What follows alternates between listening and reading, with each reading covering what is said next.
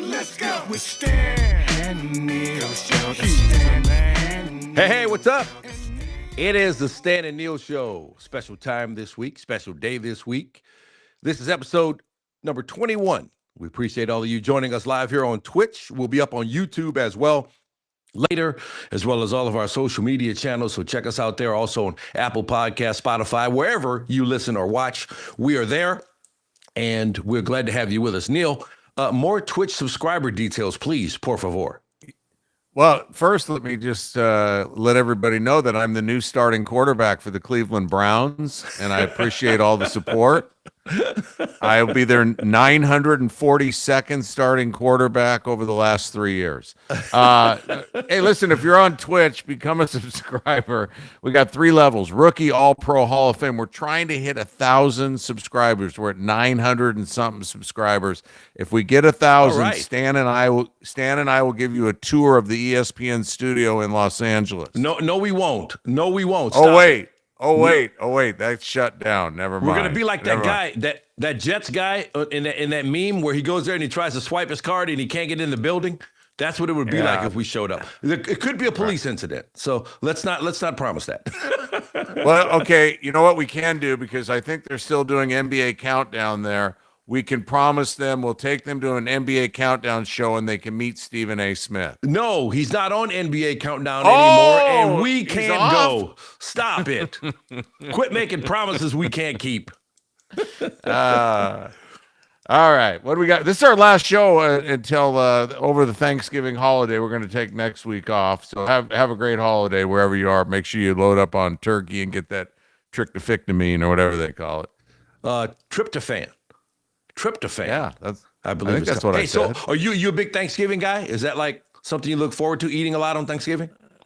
I was when I was young and my mom was cooking and that kind of thing. Not so much now. I mean, if I were to go to somebody's house, like my sister, she kind of carries on the tradition. Yeah. Me not so much. We'll figure something out, but just enjoy the downtime, enjoy the time with my wife and the dogs and all that. So yeah. So you guys doing what about yourself? You're doing it kind of low key this year? Yeah, we're taking it day by day. Depends what the day throws us. Are you inviting me over to your house for Thanksgiving? Is this what you're trying to do right now?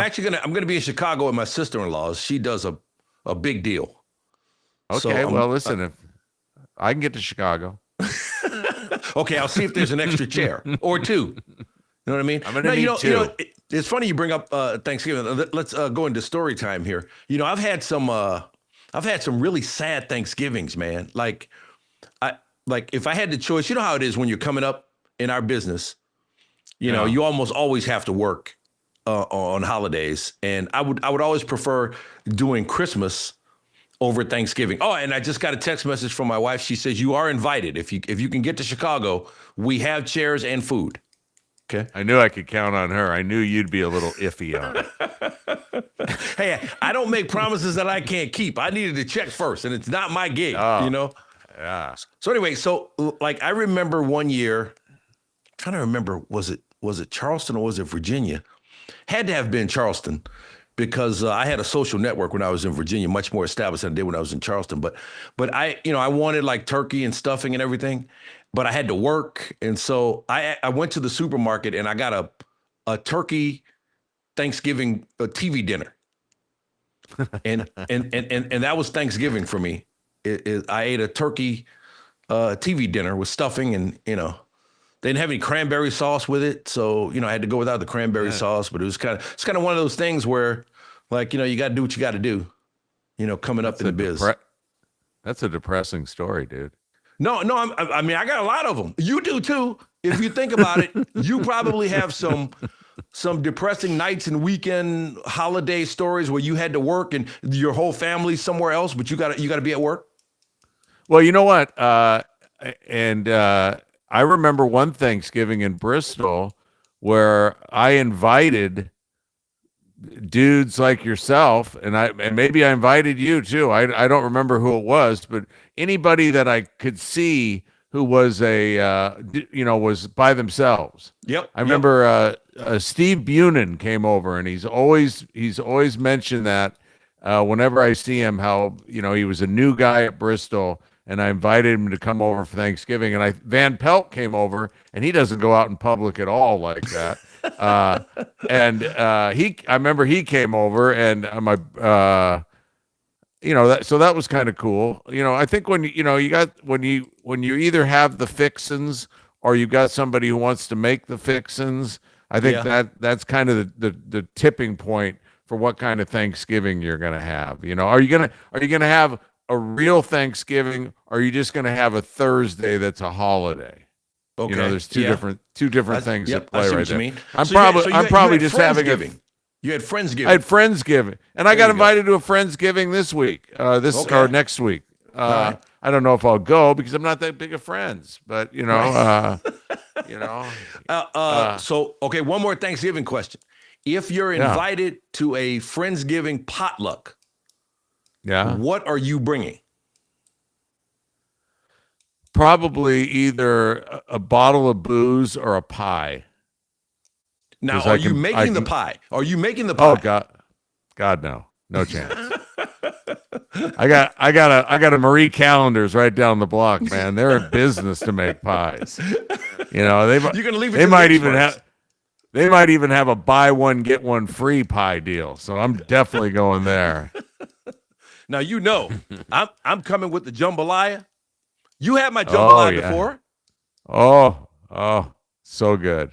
I had it when your mom made it. I had it when your mom was visiting and you had me over and she had made it. Yeah. You also had it when I made it, because whenever the Saints would be I know. I would always bring it in.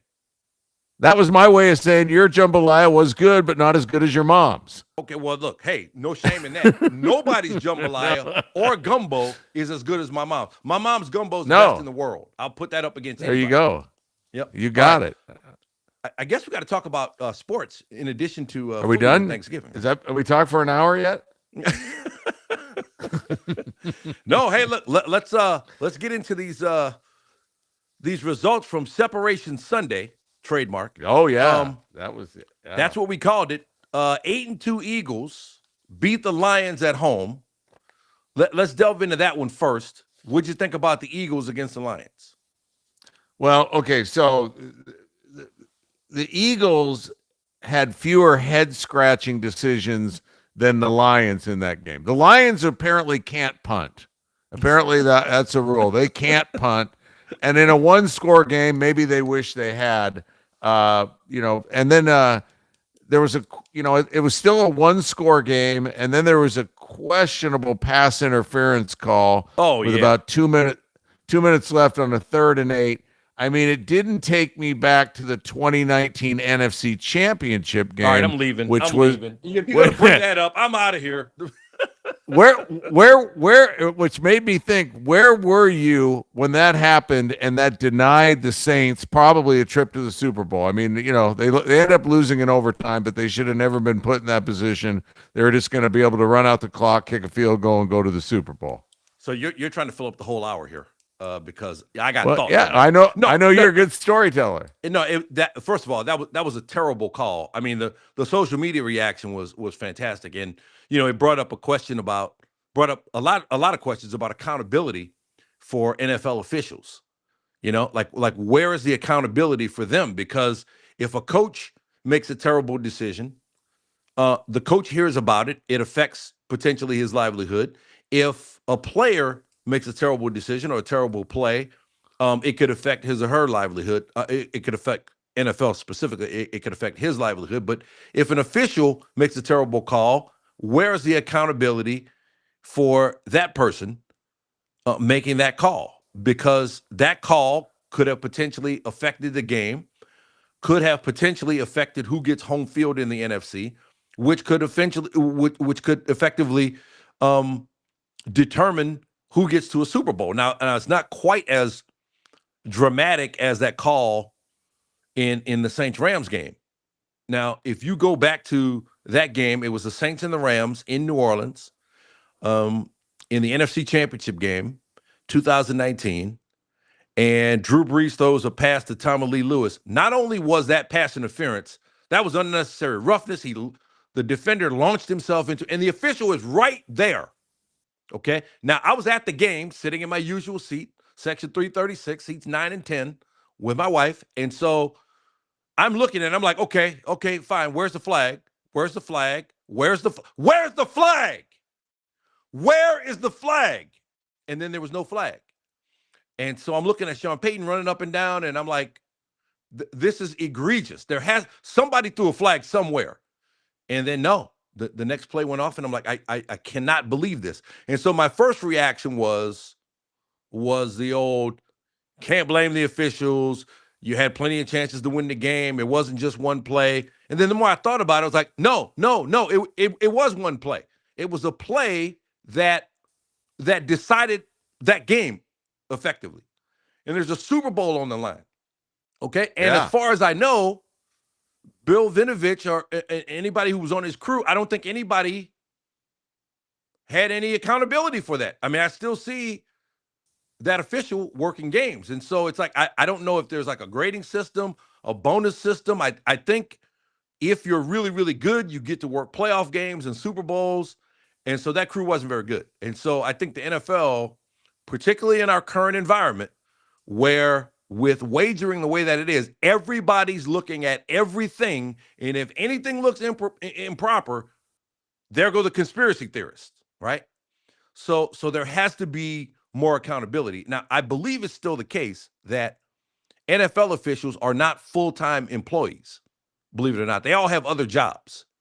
And so there's been a lot of calls for people to say, no, if you're going to have this important a position in something that is so important to American culture, I mean, it's beyond sports. I mean, like they said in Any Given Sunday, the NFL owns a day of the week, okay? And if you're going to be the person dictating whether or not the rules are being followed, then that should be your gig. That should be your full-time gig. And so I think that was just another example of why there needs to be accountability. Like, I don't know what the explanation was other than, hey, we blew it. But at any rate, it helped decide the game. But the Eagles' offense now, it's hard to trust the Eagles when you watch their offense. Yeah, they're just not. If you're an Eagles fan, your hope has to be their best football is in front of them, and they're still managing on offense. Yeah, because they're still managing to win games despite being really mediocre offensively, or very just no rhythm. Right, offensively. Right. Saquon Barkley has had no rhythm all season. I don't know if that's, he's got about half the yardage he had last season, and I don't know if that's the offensive line or if something's wrong with him. And it's interesting because, they played the Rams last year in the playoffs, and Barkley had 200 and some yards. Yep. 205 yards, I think, something like that. Yep. Well, 140 of those yards were on 2 runs. Yep. So if you subtract those and then you divide the number of carries left into the yardage gained, it was less than 3 yards per carry, which is about, I think, where he's at this season. So it's the home run ball that if we're supposing Rams and Eagles are your NFC title game this year, it's the home run ball that the Rams have to prevent from Barkley to, they lost that, 28-22 last year. And that was a game where Barkley killed him. And I think the elements killed the Rams too, because that was a miserable game in snowy. Philly. Yep. Yeah. The Rams are from LA. That does not travel into that weather. The Eagles are from Philly. It's like, make it colder. Let's go.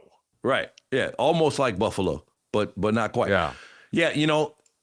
Eagle fans have to hope that this is one of those situations where a team can just turn it on offensively and find a rhythm when they need it. But there's some problems with that. First of all, you're going to be playing good teams when you get to the playoffs.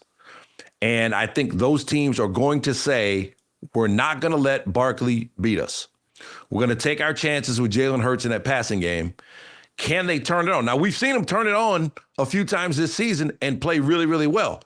But this A.J. Brown situation, I mean, they've been doing a decent job managing it, not letting it get to the point where it's affecting wins and losses. But he sees something, and he's there every day, and he sees something that he's not keeping quiet about. And so they've managed that up to this point. I mean, I heard the announcers on that game talk about how Jalen Hurts hasn't been running as much this season as he has in the past, and how that's a key component of their offense, the threat that he poses running, and that he has to run more for that to be a viable threat. Okay. So I just wonder, like, what's more likely right now, if you had to guess one of two outcomes? The Eagles walking off the field, they're holding the Lombardi trophy, saying, hey, when it mattered most, the Eagles offense showed up and they won their second straight Super Bowl. Or they're walking off the field, heads hanging low, like they never quite figured out how to get going offensively. I think the second one's more likely right now. Yeah, I would agree, and that because that gives you're giving the Eagles a great benefit of the doubt that they're even going to be in that game. Look, that defense though, that is a Super Bowl championship defense at all three levels. I mean, that defense is fantastic. They are fantastic. Yep. The question is, can they hold talented offenses to enough points to few enough? You know what I'm saying? Can they hold talented offenses to enough points to allow the Eagles offense to let them win the game? You know, can they hold down opposing offenses, because that offense just doesn't look right. And I was watching Chad Ochocinco on with Shannon Sharp, and he said that just from watching the games, he can tell which routes A.J. Brown is running based on how he lines up.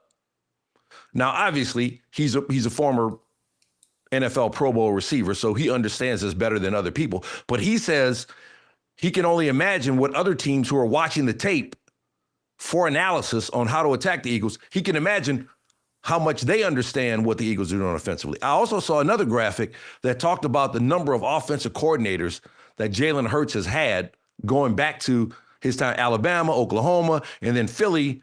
Every other year, it seems like they're losing somebody. I mean, they had Kellen Moore last year. He's head coach of the Saints now. So another new offensive coordinator this year. So that's going to be something to watch. I mean, it's hard to trust the Eagles offensively right now, and especially when you get to the Rams.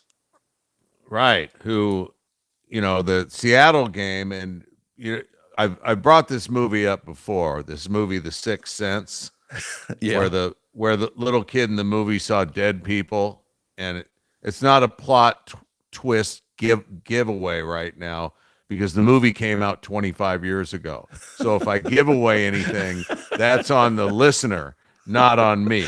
I'm pretty sure everybody who's heard of Sixth Sense knows what it means. Okay, so the kid sees dead people. Yeah. Now, if that kid was named Little Sam Darnold, he no longer sees dead people.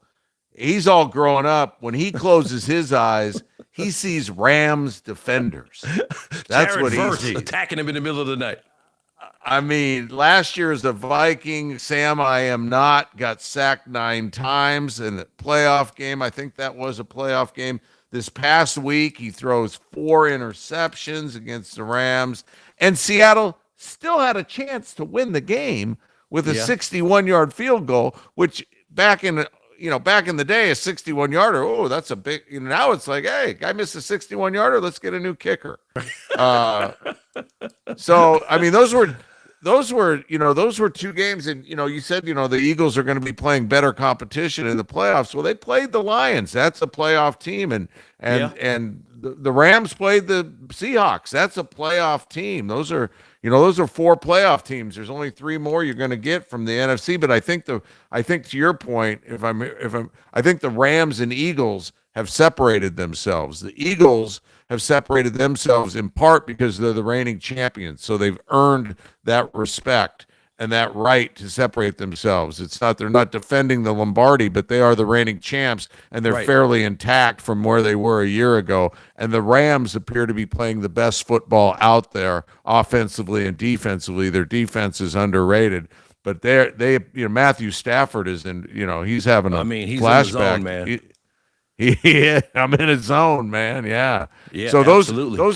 those to me look like the two top teams in the NFC, but it doesn't mean that a Detroit can't bounce back, or a Seattle can't bounce back, or whoever else it might be filling out those 7 seats at the table. Yeah, I don't understand what happened to Detroit's offense other than the Philly defense, because again, that defense, man, they are spectacular. But I thought they would do better offensively than they did, because Dan Campbell seemed to be in a rhythm, taking over the play calling. But that Eagles defense, I mean, I would love to see that Eagles defense the way it's playing right now against the Rams offense the way it's playing right now, and we may get that in the NFC Championship game, perhaps. Yeah. But I trust the Rams more as a total team right now. I trust the Rams more than I trust the Eagles, because I think the Rams, Nakua, man, that guy is a football player playing wide receiver. His position is football player. He just happens to be a wide receiver. And then Devontae Adams is so good in the red zone. I mean, they just run this slant. And I don't know how teams don't know that it's coming and can't stop it. I mean, they get down to like the 5 or the 10. It's like Devontae Adams slant or fade. One or the other. It's coming up, and it's a touchdown almost every time. I mean, and that is such a great thing to have, like something you can really count on in the red zone, because how many times do we see teams make 3, 4, 5 red zone trips, come out with, 3 field goals and go for it and don't make it? I mean, to know, hey, this is what we're doing when we get down here. Okay. Well, that's the problem, because they don't know if it's a slant or a fade. It's like the goalie on a penalty kick. Yeah. Is the guy going to kick it right or left? And I got to guess one way or the other. And if I guess right, I'm going to break it up. And if I guess wrong, go! Yeah, he had one touchdown against Seattle in that game where I was like, okay, here comes the slant to Devontae Adams. And before the cornerback could even react to it, he was in the end zone with the ball. So I really like the Rams and what they're doing right now. And, I've always been a Sean McVay fan, the way he can draw it up. If they run the ball, if the Rams run the ball with the way they throw it and the way they rush the passer, I kind of feel like, they got that look in their eye, Well, yeah, plus it's hard to beat a team twice in one season, and the Eagles beat them, I think it was week 2 or 3. They beat the Rams. Yeah, that field goal. Season. That field goal got blocked in return for a touchdown. All right.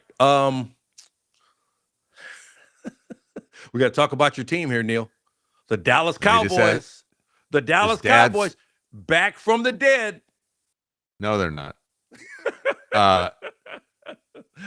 Is Dad still driving? Jerry Jones? Dad has not relinquished the keys. No, he has not. Okay. Well. Okay. Wait. I gotta go back. I gotta go back to Seattle game just for a second. I saw somebody come up with a clever. I'm not into bashing individual players, because I really believe you win as a team, lose as a team. But somebody called the Seahawks quarterback when he faces the Rams same Darnold, and I thought that was really clever. Same Darnold. Against the Rams, funny. He's same Darnold. Not Sam Darnold, he's same Darnold. So that's pretty good. Yeah. So if they see him again, he's gonna have to overcome that. Dallas is 4-5-1. Okay. Technically not out of it. No, but technically not in it. I mean, they're not even 500, and we're talking about, hey, they've, listen, they got the Eagles this week. They got the Eagles, Chiefs, and Lions, I think, over the next 11 days. Okay, then either it is going to be your absolute worst nightmare that everybody's going to be talking about the Cowboys, because even if they go 2-1 in this stretch, everybody's going to be talking about them, or it's going to be over for real, over. Yeah, and I think the latter is more likely. But I will say this now. Quinnen Williams was a really, really good upgrade for them on the defensive line. He's helping a lot. They already had Kenny Clark there in the Micah Parsons deal. Now they add Quinnen Williams. And Dak Prescott's been playing great.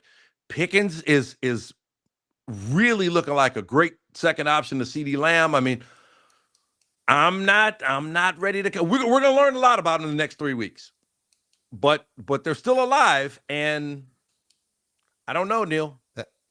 Well, that's then. What did you learn in the first 10 weeks? They didn't. You're going to learn it. They didn't have Quentin Williams. CeeDee Lamb missed some time. I'm no Cowboy fan, okay? And they have one of the most annoying fan bases in the world, no doubt about it, okay? But looking at this objectively, at 4-5-1, if they can find it over these next 3 games and beat the Eagles, Lions, Chiefs, is that how it goes? Or Eagles, Chiefs, Lions? Yeah. Eagles, Chiefs, Lions. Eagles, Chiefs, Lions. I mean, look, if they go 2-1 over that stretch, you're never going to stop hearing about the Cowboys until they are mathematically eliminated. But then they'll be 6-6-1, and it would seem like you've got to win 10 games to make the playoffs. Looking at the other teams above you, and that means they got to sweep whoever the final 4. So they got to win 6 of their final 7 games. All right, let me pull up the whole schedule here to have 10 wins. They're not winning 6 out of 7 games, I don't think. And if they do, then yeah, we should talk about them. We'll let Dad drive around the block screaming at the top of his lungs. All right, so here's what they have. They get Philly at home, they get the Chiefs at home, and then they go to Detroit. Okay. Then they got Minnesota, the Rams at home, Minnesota at home, Rams at home. No, I'm sorry, Chargers. It's the Chargers at home, at Washington, at New York. So let's see. Those are winnable games. The meat of their schedule is the next 3 weeks. Yeah. Because those last 4 are all very, very winnable games because, Washington's kind of, they're kind of checked out. I think they had, and then the Giants, I don't think they're worried about that game much. Chargers, could be a problem. I don't trust the Chargers. Minnesota, they should probably win that game. So these next three will really determine their season, I think. Yeah. So, all right, enough Cowboys, or Oh yeah, I'm done. I'm over. I blacked out. All right, Broncos. I think the Broncos, to me, are the AFC version of the Eagles. Okay, that defense is absolutely phenomenal. I don't trust their offense. And it's crazy saying that because Sean Payton's the coach. Yeah. I look at Denver and I look at New England, and because nobody had either of those 2 teams as being teams we'd be talking about going into week. Au contraire, mon frere. I had the Broncos. You had but I mean, not to this level. Did you think that the Broncos were going to be 8-2? I said I thought the Broncos would challenge the Chiefs in the AFC West. And all right. And now it's the Chiefs trying to challenge the Broncos. Yeah, true. Go back. Don't make me pull up the clip from No, I remember. No, I've been giving you credit all year on that. So I didn't realize that it was to that degree of confidence you had. When I think about those 2 teams, I think about something that you taught me is go first look at the coach and quarterback pairing. Yep. And you got Drake May and you got Bo Nix for those 2 teams. And I think both teams have won 8 straight. So you got young dudes. May's more steady, but you can argue that Nix is more clutch. But now he's more clutch because he's played unsteady. That's put him in situations where he needs to be clutch. Absolutely. Their only 2 losses, I think, are walk-off field goals for Denver. So probably you got to lean May just because he's been more consistent in that. But then the coaching side of the coin, I mean, Mike Vrabel's got rings as a player, but Sean Payton has got a ring as a coach, and that to me is a decided advantage, at least in year 1 of Mike Vrabel challenging. Although, listen, he took Tennessee to the playoffs at least once because I remember Mariota doing some good things for him way back when. But I would still be looking in the rear view at the Ravens because I think they're on the. Yeah. 100%. So, No, okay, so now here's the I'll ask you this, okay? Patriots at Denver in the playoffs. I don't think the Patriots can go there and win. Okay? I like Denver. Yeah. Denver at New England. I like the Patriots. Fair. I mean, yeah. I mean, it's it's a guessing game, but Yeah, it's you know, always a guessing game. Always a guessing game. I'd have to see what the line is because then they'll be telling me who's going to win. Okay, all right, but I just mean straight up for entertainment purposes. Yeah. Football terms, not gambling terms. But I mean, I just think it may come down to which team has home field advantage because I think they've made Denver a really, really tough place to play. I mean, Nick Bonito is a game wrecker, and you got to account for him all the time. And I really like what they're doing on defense. But you're right, Nick's has been spectacular in the fourth quarter sometimes because he's had to be. Because he hasn't been for the first three quarters. But May has got it.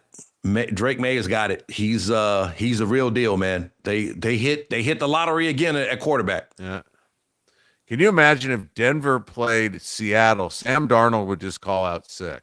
Say, I don't know. Hey, let's not pick on Sam. We let him have it earlier. That's enough. That's enough. All right, the Kansas City Chiefs right now. The playoffs started. And I know what you're going to say. Right now, if the playoffs started, the Chiefs are out. If the playoffs started right now, there'd be a lot of angry season ticket holders. You know what? If the playoffs, if Kansas City doesn't make the playoffs, I heard there's talk that they're just going to end the season right there. There's not going to be any playoffs, any Super Bowl. Can't have the playoffs. Yeah, well, see, here's the thing. And then we're just going to go back to watching Travis Kelce and Taylor Swift because we haven't had an update on that in a while. Or we'll just watch all the Patrick Mahomes commercials in every commercial break during the playoffs. So he'll still be there for sure. Yeah. Him and Jake from State Farm will be there for sure. But yeah, the Chiefs has some, and the thing is, it's hard to figure out exactly what it is with Kansas City because they were winning these games last year. They were winning all these close games last year. And like this year, it's just like a player or two here or there, and they're just not winning those games anymore. And I thought with Thornton and Xavier Worthy, I thought they had deep threats now who can stretch the field. And so they're going to be fine because they got two of them.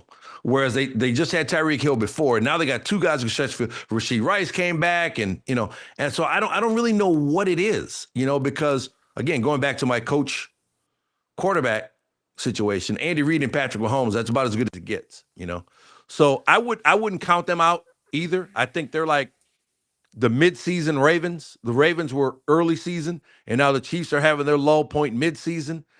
Let's see what they got left.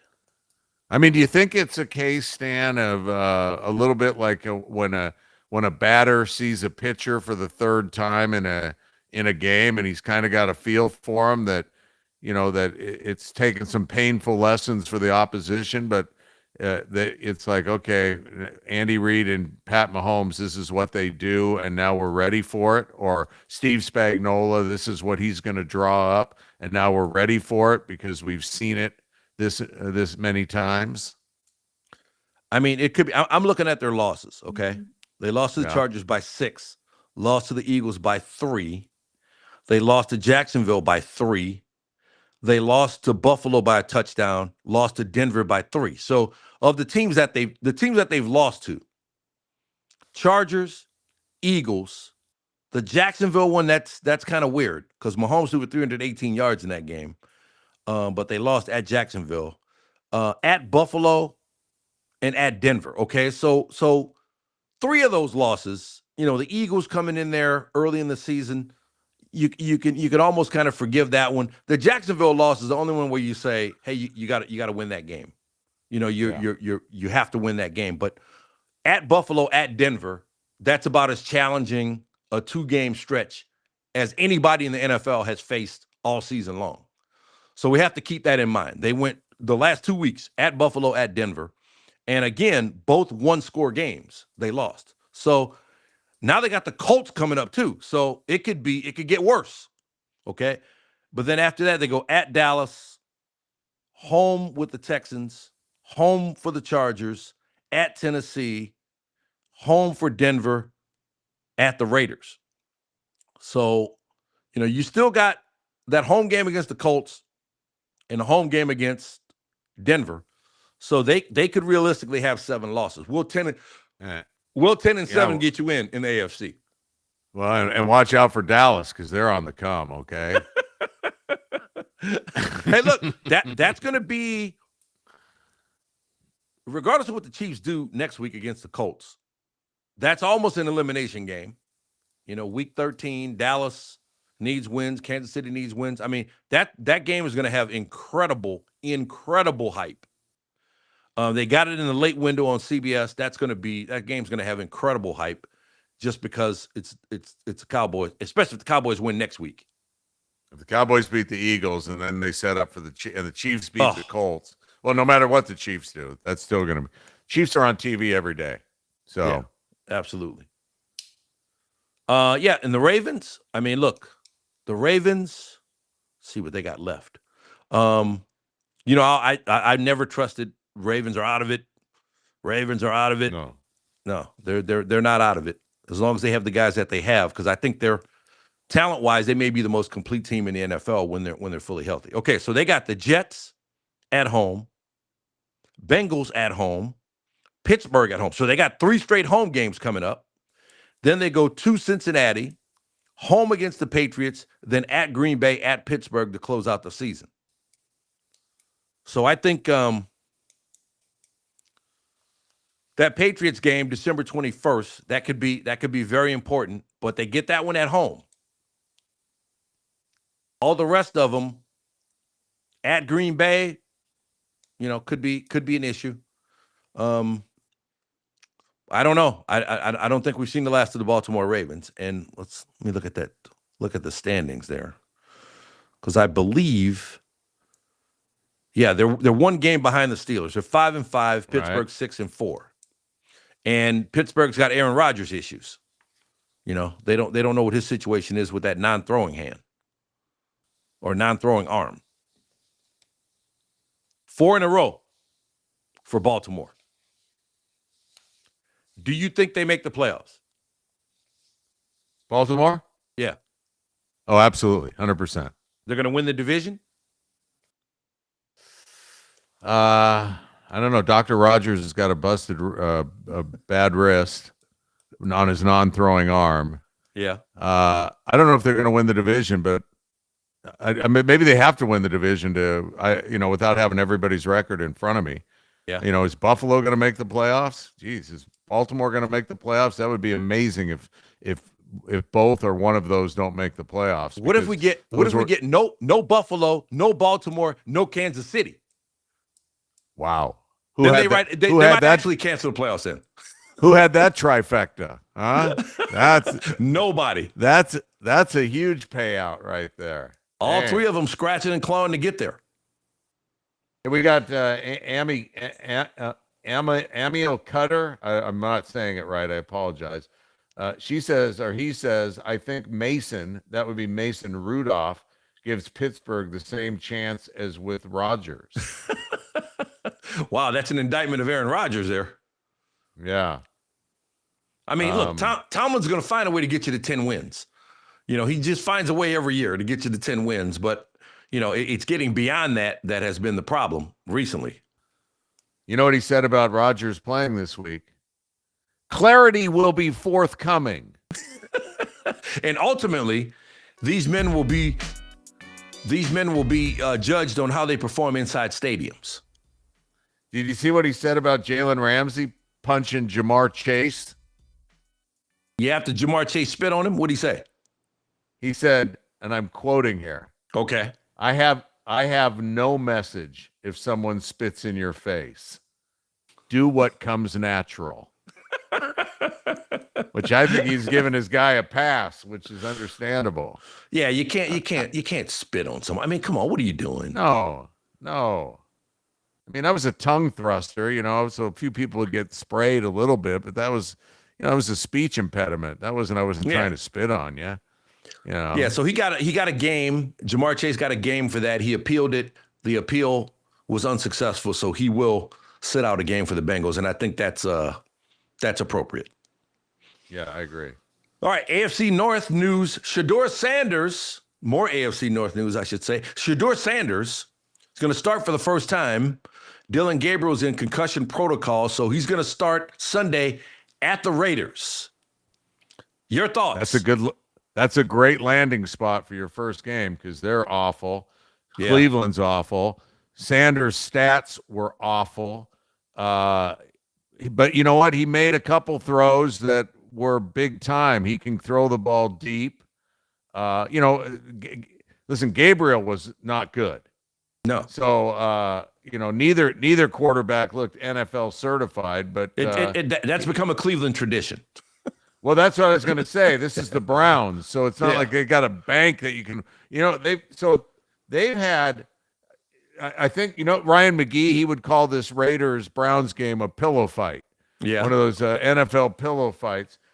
The real problem is lack of continuity at the most important position on the field. It's the organization will be starting its 42nd different quarterback since the franchise returned to Cleveland in 1999. Crazy. And I can name all 42 of them if you want me to. Go ahead. Tim Couch, Yeah. Baker Mayfield, Derek Anderson, Oregon State, Colt McCoy, Texas, Brandon Whedon, Charlie Fry, Deshaun Watson. That was a great signing. Brian Hoyer, Deshaun Kaiser, Kelly Holcomb, Brady Quinn, Trent Dilfer, Josh McNown, Jacoby Brissett, who they wish they had now, Jeff Garcia, Joe Flacco, Cody Kessler, Doug Peterson. I think that's the guy who coached the Eagles, isn't it? Jason so you really Campbell. can. I thought you were clowning around. You have all 42 of them right there. Yeah, Johnny Man. I do homework for this show, Stan. So Johnny you're not doing this from memory. I might be. I don't know. Jameis Winston, Seneca Wallace, Dorian Thompson Robinson, Robert Griffin, Jake Daylight Comes, and I wanted Delhomme. Yeah. Oh, one of the great boomers of all time. Luke McCown, Tyrod Taylor, who's played for every team, Ken Dorsey, P.J. Walker, Austin Davis, Ty Detmer, who won the Heisman, Case Keenum, Kevin Hogan, Bailey Zappi, Spurgeon Wynn, Jeff Driscoll, Thad Lewis, Nick Mullins, Connor Shaw, and who can forget Bruce Gradkowski. Those are your 42. Okay, so my work is done here. Very good. That was excellent. Another one of my NFL theories is that you cannot miss on a quarterback that you take in the first round, and you cannot miss with a quarterback that you give massive money in free agency. Okay, because of the nature of the position, what it means, and what you have to spend. Okay, so now when you miss on a Deshaun Watson, this is the most egregious example, and you give him $230 million guaranteed and it doesn't work, okay? Yeah. You are in dead money hell now, okay? And in addition to being in dead money hell, you have to go out again and trust your evaluation process and sign another guy who's not going to be cheap, okay? So now you're paying 2 premium salaries for quarterbacks, and you already missed on one. Okay, so you cannot, the stakes are even high. You cannot miss a second time. Well, and they didn't go out and get a premium guy. No offense. They went out and got Joe Flacco. I mean, he's right. very serviceable, but they went stopgap and draft. And then they drafted Gabriel in the 3rd and Sanders in the 5th. Right. So their thinking was, we'll get the stopgap veteran guy. We know what he is. Okay. Yeah. We know what he's going to do. Okay. And it's economical, fits our budget. Okay. And we'll draft 2 guys and we'll see if one of them hits. Okay. Gabriel's had his chance. He didn't hit. Okay. So now it's Shedeur Sanders. Okay. And like when I watched Shedeur Sanders, what I remember, you remember after the Colorado State game, we're doing SportsCenter. He leads that big comeback. They come back and win the game. And I asked him, what were you thinking on that last drive to go down and make it happen for your team. He said, I just went into Brady mode. Okay. And I think that kind of gives us a clue into his thinking. I think he's going out there trying to win the game every play. Right? He's that, sometimes is that Marsha Brady? No. Marsha Brady mode? No, I mean it's I mean, sometimes you just take the 3 or 4 yards, take the 5 yards, throw the quick out, hit in Njoku over the middle, take the 6 or 7 yards. Okay. It doesn't have to be a bomb on every play, because what it does is it makes him hold on to the ball too long, looking for, big plays. Okay. And every play doesn't have to be a big play. And so my question for him coming out of the draft was, can you coach a guy out of that? Like some guy like Drake May. Drake May I don't know that there's anybody who taught Drake May how to stand up in the pocket, ignore the rush, keep his eyes downfield, and deliver big plays. Some of that, I believe, is just intrinsic. It's who you are from playing football your whole life, and it's something you developed along the way, and it's just a part of your game. And I think coaching can help with that, but a certain amount of that, I think a guy just has it or he doesn't. Okay. And so Shedeur Sanders has to be coached out of looking for the home run on every play, because that's when he starts running around back there and he's scrambling and, and that whole thing. And like, it throws the offense out of whack, because if you get sacked on a play like that, now you're 2nd and 25. It's Johnny Manziel-esque. Yeah. Yeah. So he has to understand that, like, most plays in the NFL are not big plays. You take what's there, short intermediate plays to help set up big plays, and then take your chances, 3 or 4 or 5 times a game, but you don't have to hit a home run every play. And I think if he does that, he's got NFL arm. I believe that. He's got NFL moxie. I think he believes in himself. He has the confidence and everything. I just think it's a tweak to his game that he has to fix. And hey, man, take the short throw if it's there. You don't have to hit a home run every play. And you brought up May, and the other thing is May's got McDaniels. Yep. Okay. Bo Nix has got Sean Payton. But Stefanski's supposed to be another one of those quarterback guys, right? Yeah.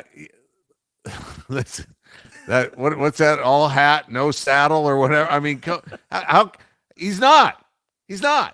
I mean, he's not gonna have the job at the end of this year. So he failed. If he did not live up to his whisperer status. I don't know if he may have enough capital in the bank to not get fired. I think he but I find all this stuff about Stefanski doesn't want Shedeur Sanders to succeed. I'm like, what? The coach's record, the coach's record is riding on that too. Okay, if Shedeur Sanders goes out and wins, it helps Kevin Stefanski. Why? Like, that makes no sense. Yeah. I mean, I know it gets clicks, and it's some of the stuff that I hate about what we do, when like it's just like clickbait. Like, they don't want him to succeed. Like, what? That's dumb. It doesn't make any sense. So I don't know. I mean, look, maybe it's the most unlikely successful pairing in the NFL this season. Maybe it's like, hey, everybody thought Stefanski was trying to sabotage him, and now Stefanski's helped him and he's helped Stefanski. So we'll see. I'm seeing this story right now. I'm looking at the story right now. Browns Kevin Stefanski coveted around NFL despite mediocre run in Cleveland. Coveted as an offensive coordinator or a head coach?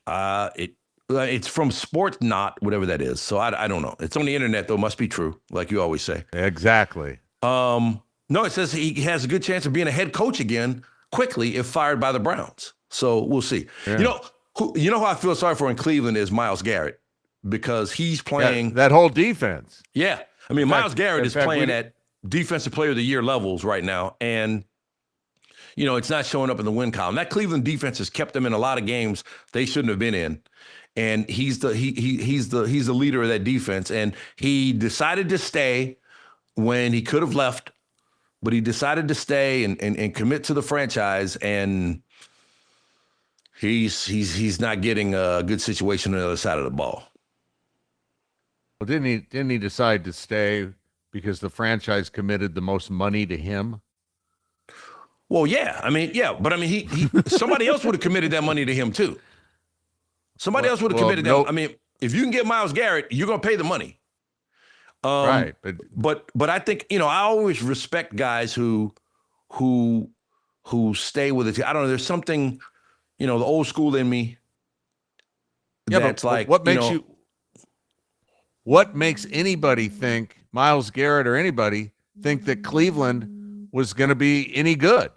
I mean, they had no quarterback. They've been a playoff team. They've been a playoff team under Stefanski. I mean, look, they blew it on Deshaun Watson, okay? But I tell you what, there were a lot of teams that could have blown it on Deshaun Watson if they had outbid the Browns, and the Browns just happened to be the highest bidder. It wasn't like there weren't a whole bunch of other teams who were willing to take on Deshaun Watson. They happened to be the ones who did it, and it didn't work out. But it's not like they were alone. Like everybody said, oh, what are you doing? Nobody would give him that deal. There were a lot of teams that were all in on Deshaun Watson, and it just didn't work out. So I don't think Stefanski's as bad as what they have. And I'm really interested to see if they can get Shedeur Sanders to play efficiently and not always look for big plays. Well, it's going to be it. Like I said when we started this conversation about him, he's got the Raiders. That's a team going nowhere. That's a and it great makes that game watchable when there's no other reason to watch that game. 100%. There's no other reason to watch that game. I mean, I don't know what happened to Geno Smith, man, but I don't. Sometimes I look at him, I don't know what he's seeing because he's throwing the ball and there's like nobody in the area. Oh, and my guy Chip Kelly, an offensive coordinator, not getting it done. Yeah. And I think Geno Smith, he has what I call Brett Favre disease, where his arm is so good, he's like, I can make that throw. And you're like, well, no, you can't. No, you can't. Yes, I can. No, you can't. And sometimes you can. Most of the times you can't. Yeah. All right. We talked about Aaron Rodgers already. You want to talk college football? Yeah, well, we got a big game up at Autzen Stadium, Stan, and Rich Brooks Field in Eugene, Oregon. Yeah. The Fighting Ducks against the Fight On Trojans. The winner probably makes the college football playoff, and the loser probably does not. You think a two-loss Oregon team's out? Well, if Indiana, you have 12 spots, right? Yeah.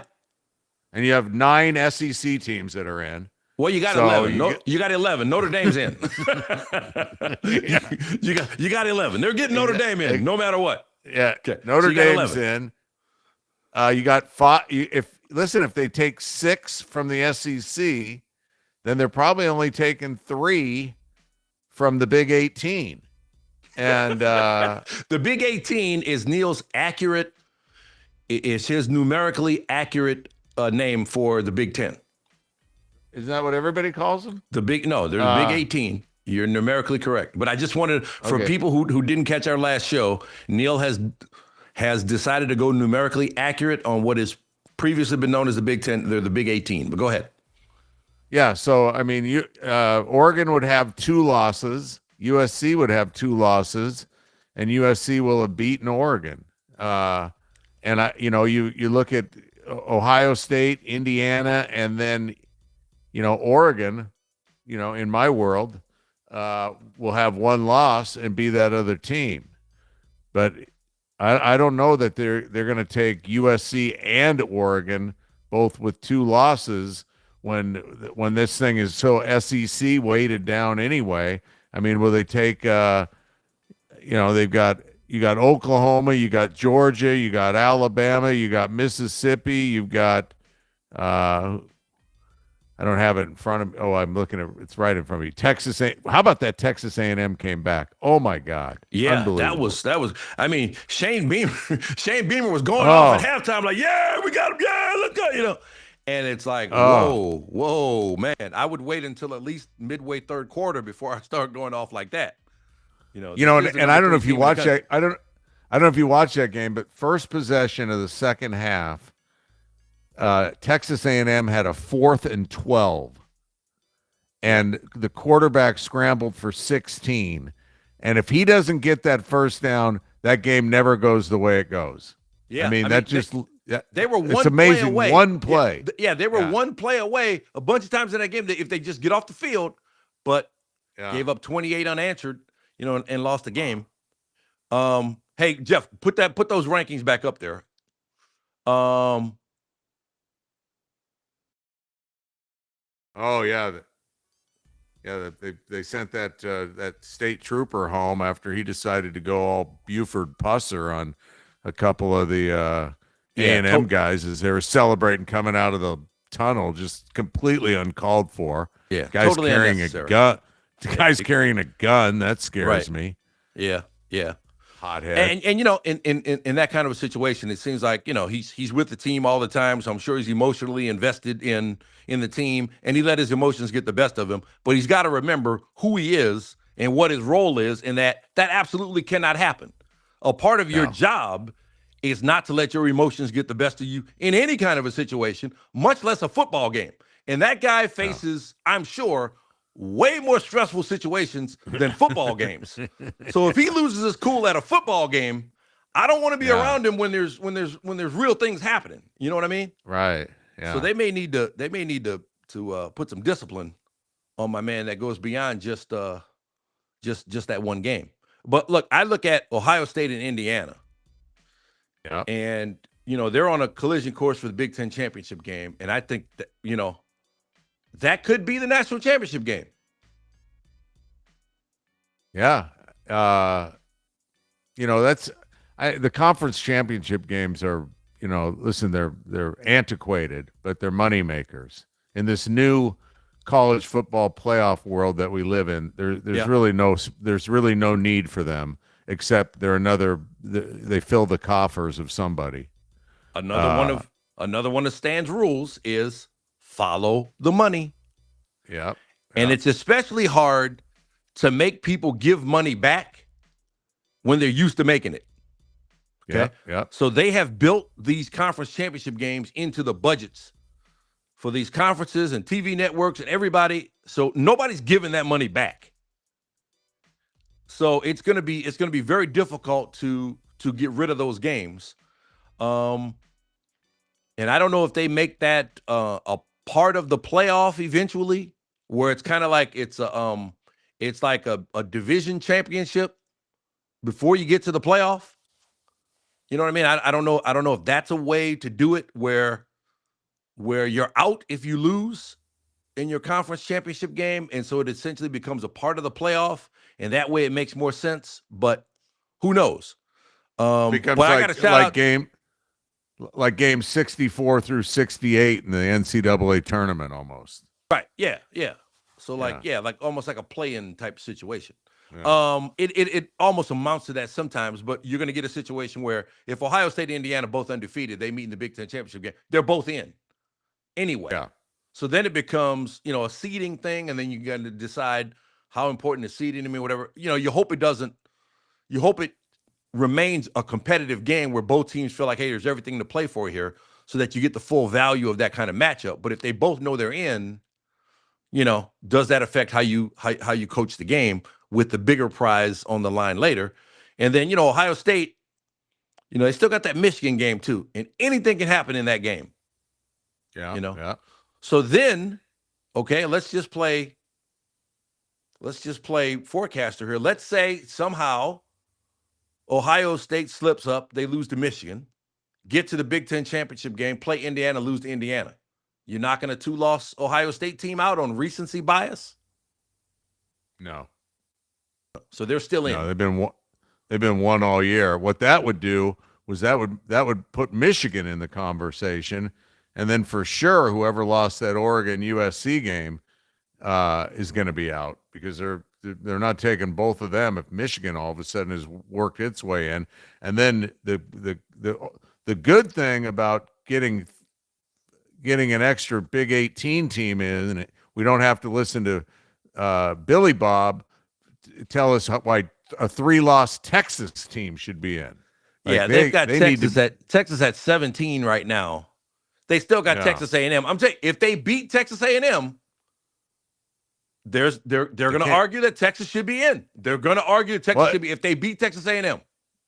Yeah, they're going to argue it, but they should not win that argument because a 3-loss Texas team should not be in. Because you know what's gonna come up next.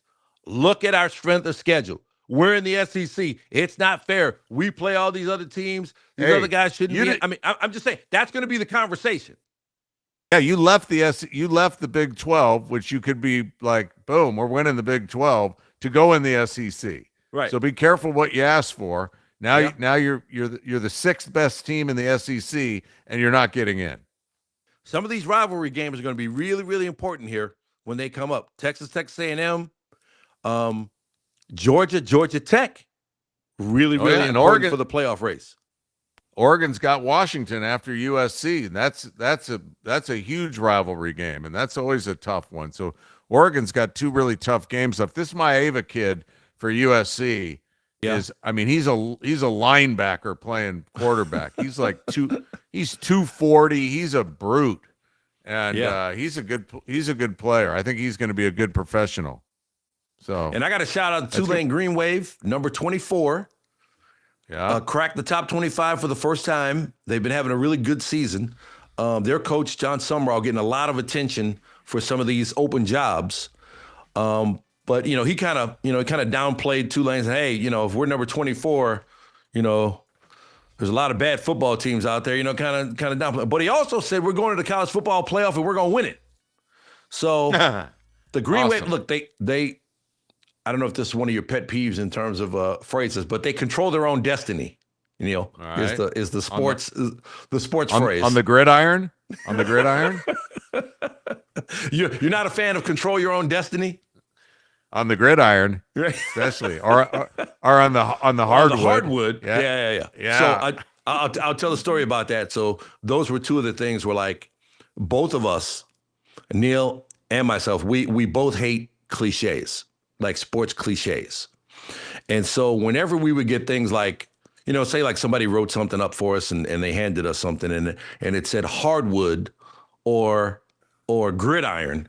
It's kind of like, no, like, because you would never, like, my thing was always, if you're talking to your friend about sports, you would never say, hey, yeah, man, we got a big one coming up on the gridiron Saturday.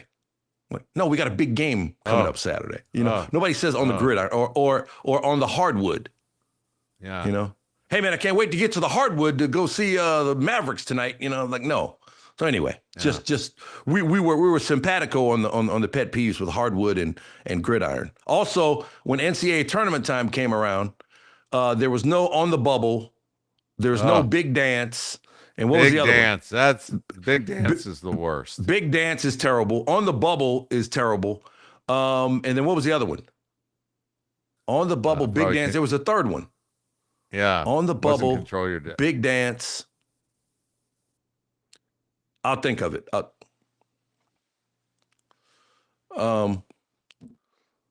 So let's see. On the bubble, big dance. We got some people writing us right now. Okay, what are they saying? Well, Emil, who's been doing some great chatting with me, we went from like 15 views to 1.5 thousand. So we should, you know what? Those people that just joined us, we could start the show over if you want, because we did some really good stuff early. Neil, you know what it was? We talked about the Cowboys. And Shedeur Sanders. Yeah, exactly.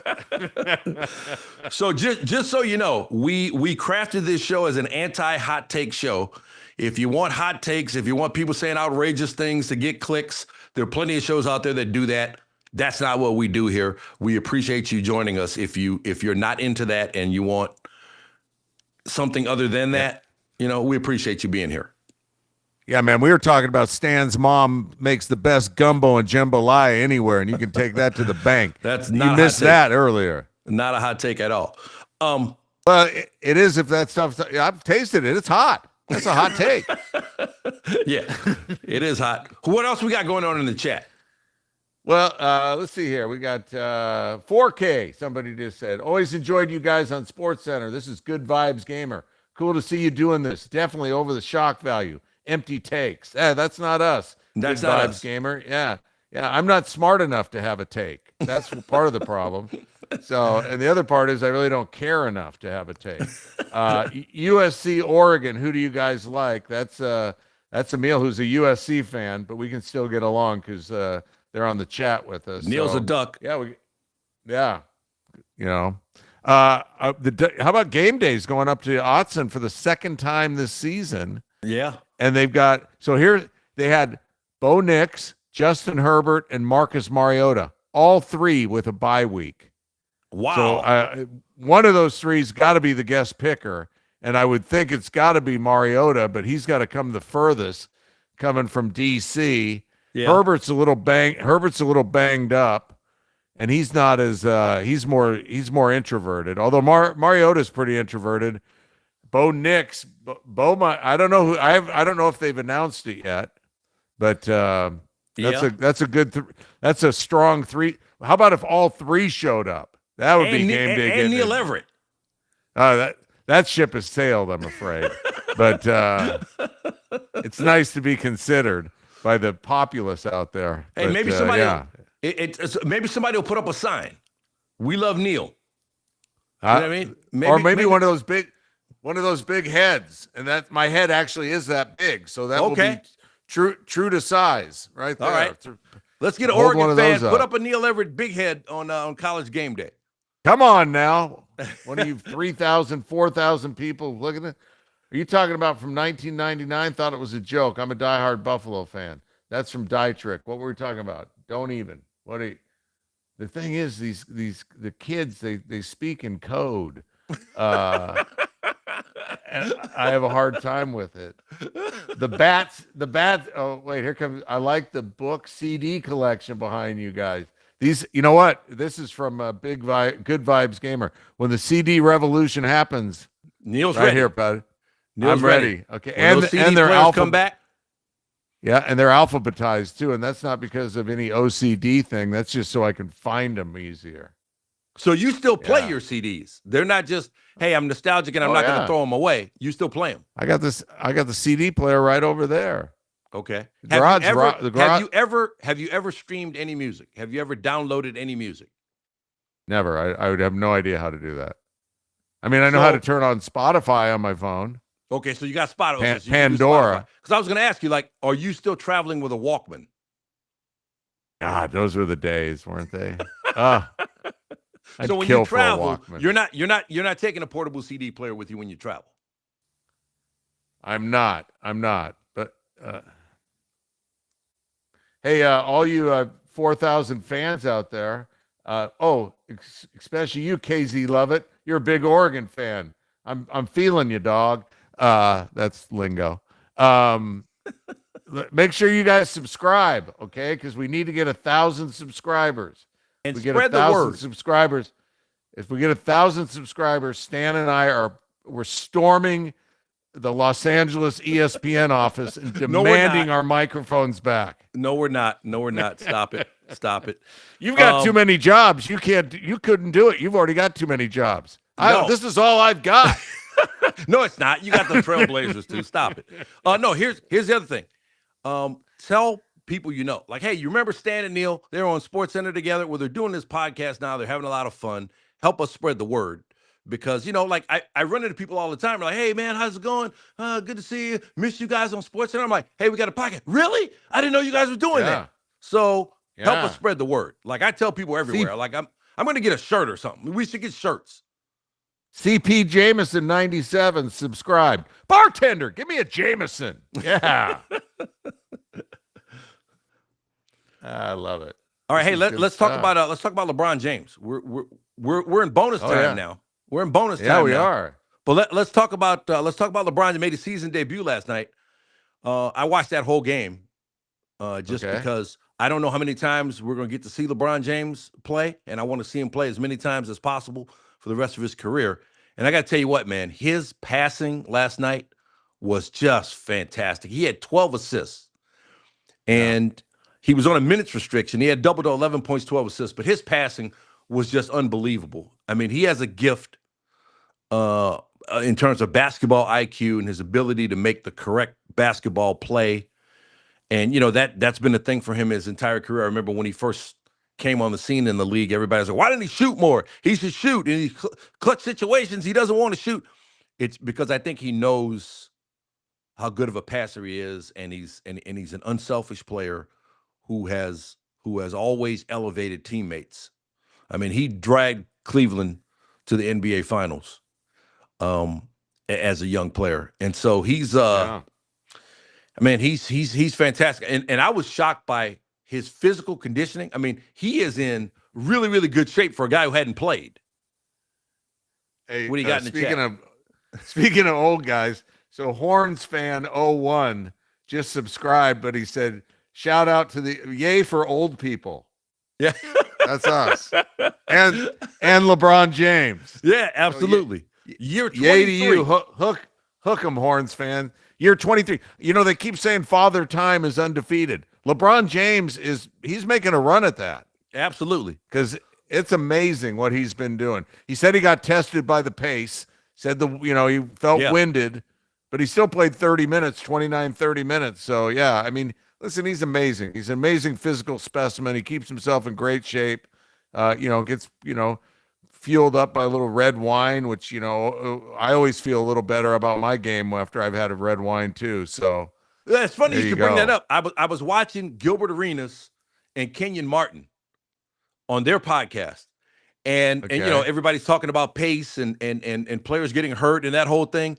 And Kenyon Martin said, hey, man, listen, when we were in the league, we went out and we stayed out until 3:30 in the morning and we drank and we smoked. And then, and we never got hurt. He was like, these guys need to go out more. He's like, now, they go back to the hotel. They're getting a certain amount of sleep. They don't eat meat. They don't eat pork. They're going vegan. He's like, and then they get hurt. He's like, and we partied all night, drank and smoked, and nobody ever got hurt. He's like, that's how you get your longevity. He's like, you build up your resistance by going out and having a good time, and then you go out. So, I don't ever remember Michael Jordan missing a whole lot of games. He had that one time where he broke his foot, I think it was, and he was out for a while and broke his foot. But I mean, and I've heard the off the court stories about Jordan are unbelievable. Like playing golf and playing cards, like 36 holes. Yeah, 36 holes of golf. And it's still going out and dropping 40 and never getting hurt. Yeah. And so I don't know if it's maybe the training methods and nutrition aren't what they're cracked up to be, but there's some people talking about pace. They're saying that the pace of the game, that the NBA pace is the fastest that it's been since I think it was 88, 89 or something like that. And so stars, any player who's made an all-star team and an all-NBA team in any of the past 3 seasons have already missed more than 200 games due to injury or illness through the first 4 weeks of the season. And they're trying to pinpoint what it is. That's a Tom Haberstroh stat. Yeah. Tom Haberstroh is one of my broadcast partners with the Trailblazers. He is great at NBA analytics, and he's a good dude. And he's got a food blog too. So he's well-rounded. Yeah. So I mean, you see the Blazers every game. I see the Clippers every game. I think we're qualified to talk about this. I watch a whole lot of NBA, more NBA than I ever have before. And so what do you think it is? Well, I just think that the game is so much faster because these guys they're so fit and they're such physical specimens, and I think I think it carries over like the NFL too. The hits are so much harder than that's why they've had to protect more players in the NFL because the players are just they're too they're bigger, stronger, and faster, and still playing in the same running into each other. They're in the same confined space, but bigger, faster, and stronger. Yeah, and the NBA, you're out there, you're going up and down the court, and in the NFL, at least, hey, you're off the field half the time. I just think that, I think it's the court is still the same size. Right. The basket's still 10 feet, but the players have become like superheroes Yeah. in this confined space, and they're running and dunking and Right. it's all that's missing is Disney animation to make this like it probably is a video game or a movie or something. I think it's inevitable that you're going to have more problems unless you do something drastic. You brought up a very interesting point that I hadn't really thought about before in thinking about this, is that you have to play offense and defense in the NBA, and there are a lot of different types of movements involved with playing offense versus playing defense. Offense, you're primarily moving forward. Defense, you're primarily moving backwards. And so there are two different kinds of stuff, because on offense, you're a football player, you're playing offense. Yeah, you get hit, but you're always moving forward. So you train your body to move forward and laterally, but forward. And if you're a defensive player, particularly you're a linebacker or a corner or safety, you have to train yourself to be able to move backwards and laterally and forwards. So I don't know if there's anything in that, having to play offense and defense, and then the jumping aspect in the NBA too. Yeah. There's not as much baseball you get off every other, you're in the field or you're sitting waiting to bat. So you got very little jumping. Hockey you play in 45-second to a minute 15 shifts, and then you're back on the bench. Very little jumping there too. Basketball, you're boom, you're going. Yep. And a lot of these injuries now are Achilles and calf injuries. And so those muscles are intricately involved in jumping. Or I should say they are really, really involved. They're important muscles for jumping.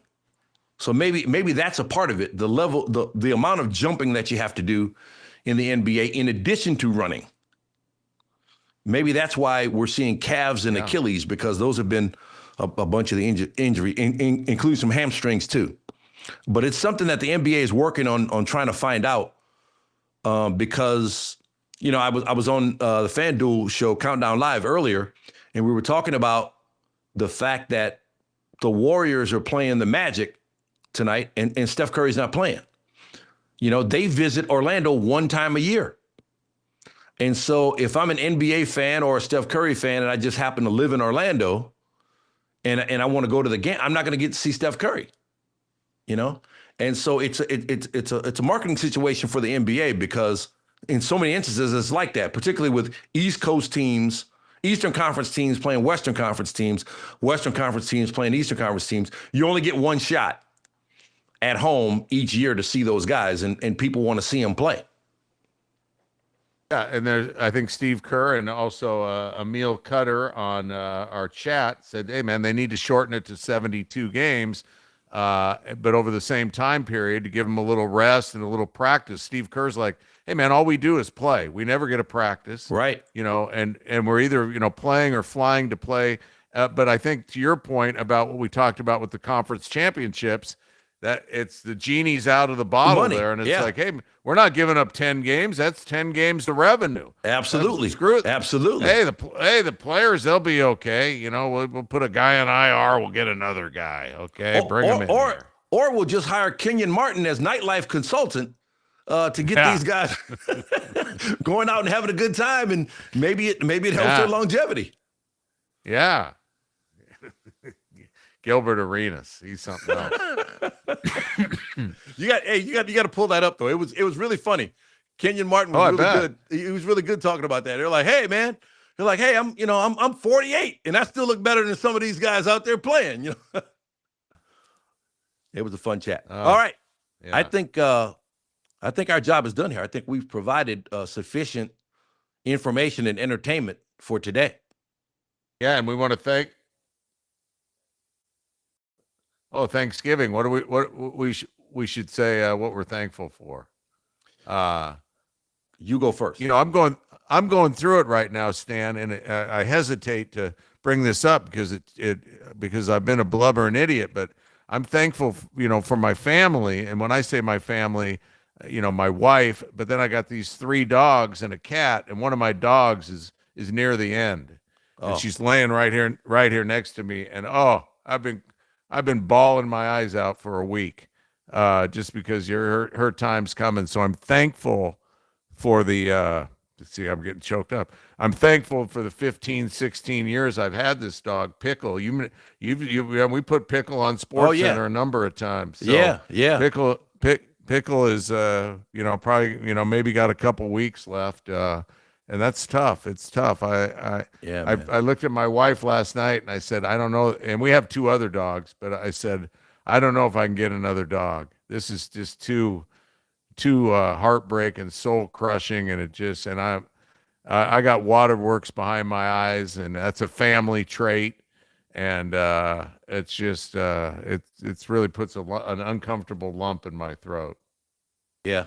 I know about you and those dogs, man. I mean, I know they're never far from your thoughts, That's right. Yeah, They're never far from me physically. So yeah, but so I'm thankful that I've had the time with the dogs, and I'm thankful that I've got such an understanding wife who knows she married a blubbering idiot. Yeah, I'm thankful for my wife as well. I know it's probably hard for you to imagine, but I can be difficult at times. And she does a good job of dealing with that.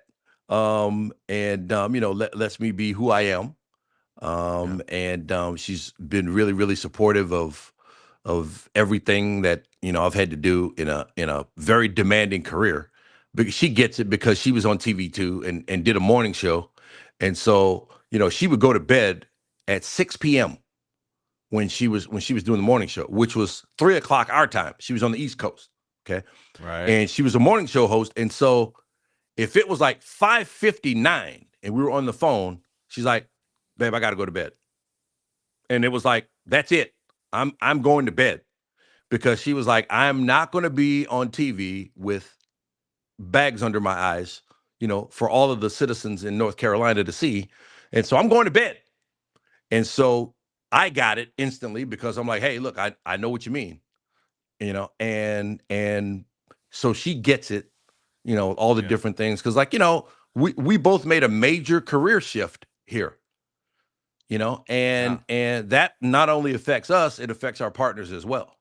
And so, Do you find it hard not to go to bed early now, even though you're not on the late Sports Center anymore? Have you transitioned into going to bed at 10 o'clock, or as opposed to before we go to bed at we go to bed at 1 or 2 in the morning?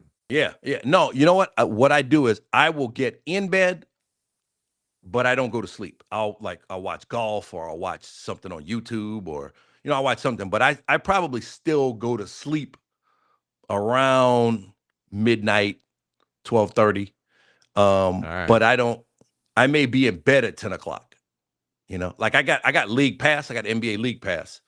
And so, but you got to have a box, at least with Spectrum. You got to have the box to watch it. Okay. You can't, if you have the app, you can't watch it on the app. At least that's what they told me. So I can only watch NBA League Pass in the bedroom, because we got a cable box in there. We got the app on the other 2 TVs. So, I just lounge in bed and watch games, So when the games are over our time at like 10 o'clock, or 10:30 with these new NBC 8 o'clock starts. And so then after that, I just, find something else to watch, and then eventually go to sleep. My wife goes to bed early. And so, I'll go to bed, but not go to sleep. Did you watch the Blazers last night against Phoenix? I had a choice. I had a choice between the Blazers or the Lakers, and it was LeBron's first game back.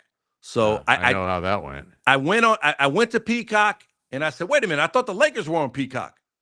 And I said, "No, it's Blazers Suns." I'm like, "Nah, I'm going to Spectrum Sportsnet and watch the Lakers, because I want to see LeBron." I mean, it's like, his first game back. Yeah, you gotta watch that. You gotta watch that.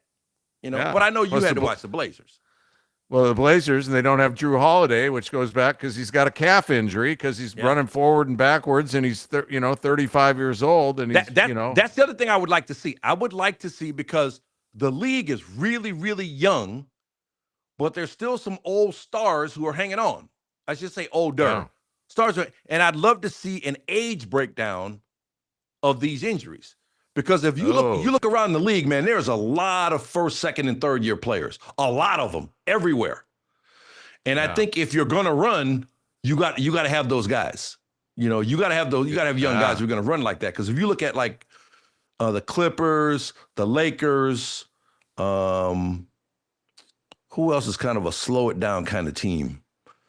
I mean, the Lakers can run. The Lakers can run. I mean, their guys are in shape enough to run, but in the half court, you know, the Lakers are still really dangerous. They don't have to push pace in order to try to win games, where there's other teams that like, hey, look, we got to push the pace. It gives us our best chance to win because we're young, and you know we got to get down before teams can set up their defense.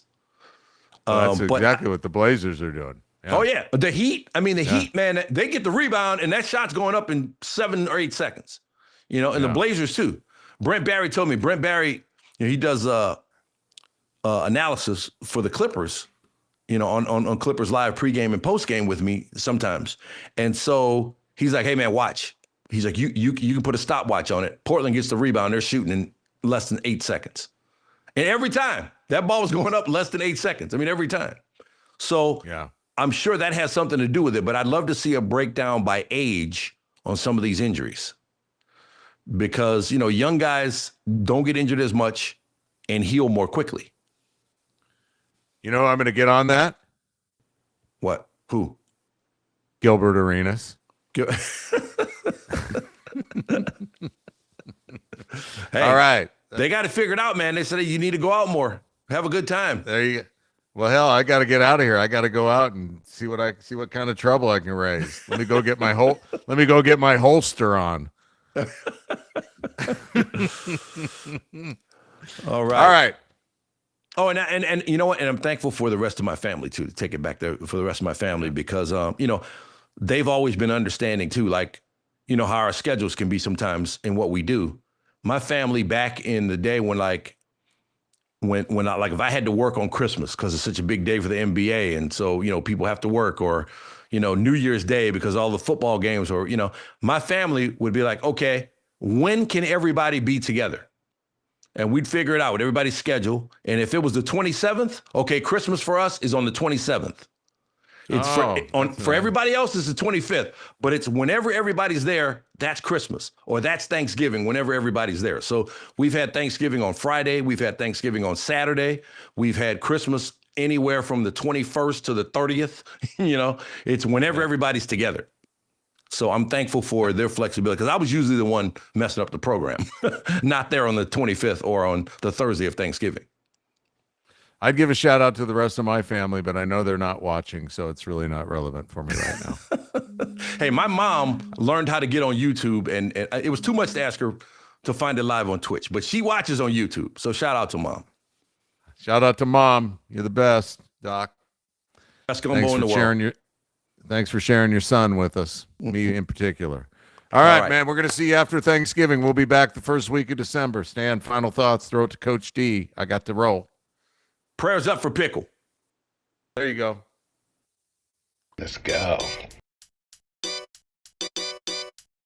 How's it?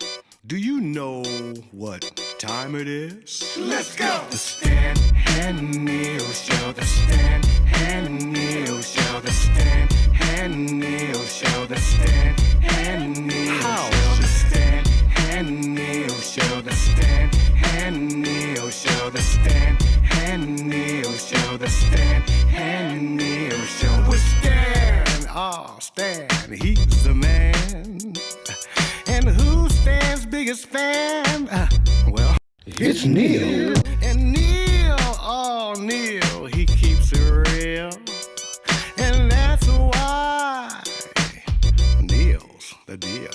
Stan and Neil back together again, spreading the love with all their old friends. Let's go. Stan and Neil back together for you, keeping it cool, 'cause cool's our rule. The Stan and Neil Show. The